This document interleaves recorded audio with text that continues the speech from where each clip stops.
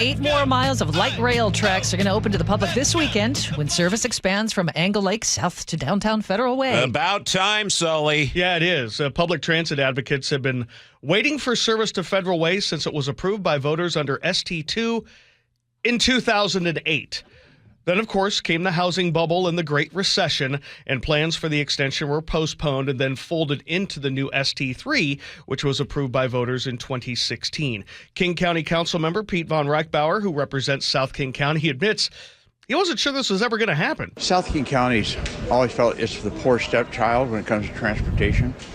This is the beginning of being accepted into the full family, whether we have recreational needs, going to the airport, going to work, going to see friends.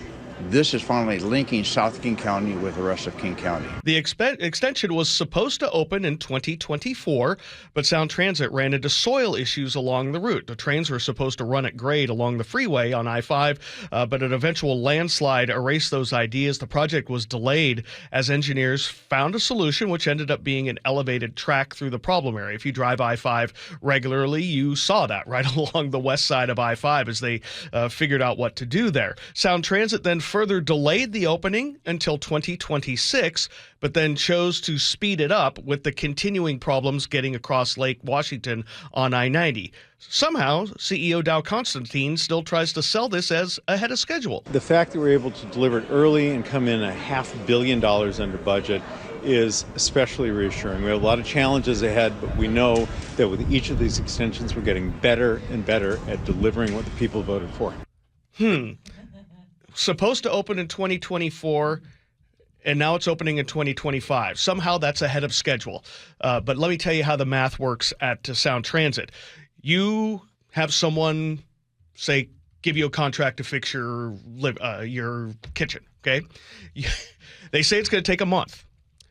And then about a month in, they're like, oh, it's going to take 9 months. And then they're like, oh, but we finished at 8, so it's a month ahead of schedule. That's not how scheduling works. As for the fuzzy math that Constantine is pushing on the project, the original price tag was pitched at $2 to $2.5 million. It ballooned at one point to almost $3 billion. And then it settled back near the top of the original estimates. So it came in about budget. So I'm not sure where we're going with that. But again, that's where we are in the truth of this thing. And let's not forget, as a whole, Sound Transit is running tens of billions over budget with no solid plans on how to fill the gap to build what was promised under ST3. But for all its problems, adding 3 new stations and service down to Federal Way is a good thing. This is going to be a very big deal for our South King County cities, all the people who work or play in other parts of the region. Light rail riders will have to wait at least another decade before the line extends down to the Tacoma Dome, also something approved by voters in 2016. Board member and show favorite, Auburn Mayor Nancy Backus. I'm not the most patient of people, so I'd like to see it all done now, but it takes time, it takes money, and it takes effort, and it takes vision. And I'm really proud to be on the board who had the vision of ST3 to make sure that there is mobility around this region. The Tacoma Dome link still in the planning phases, service scheduled to start in 2035. As for light rail over Lake Washington, test trains are supposed to start going across the floating bridge soon.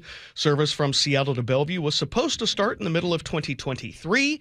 Sound Transit had to rip up the original tracks because of flaws in the supports. It's supposed to start service sometime early next year, which would put that part of the project almost 3 years behind schedule. Aren't those test trains supposed to be going across the floating bridge already? Well, they did one where they pulled, and now they've added a couple of trains that they're doing some things overnight this week, where they're adding them to the one line to prepare for what happened when they go. Whether or not they're going over the lake, I haven't been able to confirm yet this week, but that's something that does have to happen before they can start operating service there across the lake. Again, it's never been done in human history to run a train over a floating body of water. That'll be fascinating to watch. Where do things stand with the big picture here? Because we're $20-30 billion in the red, and there are these promises that we're going to bring stations to West Seattle. We're going to bring it, I think, Ballard. Yep. And you know, to north to Everett, too. And south to Tacoma at some point, right? 2035. And up to Everett by 2041.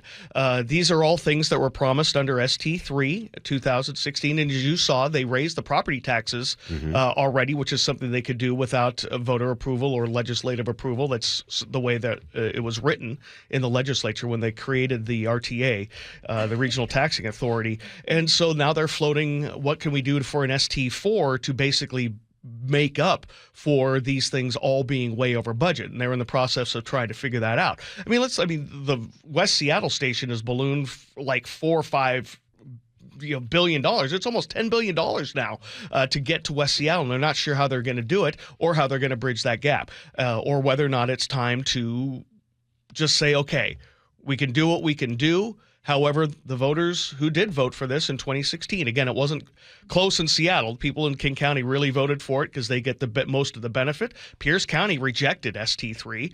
Snohomish County narrowly approved it. So I'm not sure where we go. But yeah, there are tens of billions of dollars in the red for trying to finish projects that voters said they wanted for $54 billion. It's now way north of 100, and where they're going to get the money, I'm looking at it. You, Amanda, David, Brady, Thanks. Katrina, Luke. Yeah. And that money translates, I don't have it in front of me, but that's tens of thousands for every person living in the regional taxing authority. Yeah, I mean, again, if you want your tabs redone in King, Pierce, or Snohomish County, the RTA is part of it. And again, I've been paying for it, and I've ridden light rail twice out of Linwood. And so I'm not sure what my return on investment is. Well, at least Not very good. Light rail is going to help reduce traffic. No, that was never the goal. If you remember how they pitched it for Sound Transit 3, it was never meant to reduce traffic because only 3% of the population is ever going to use it.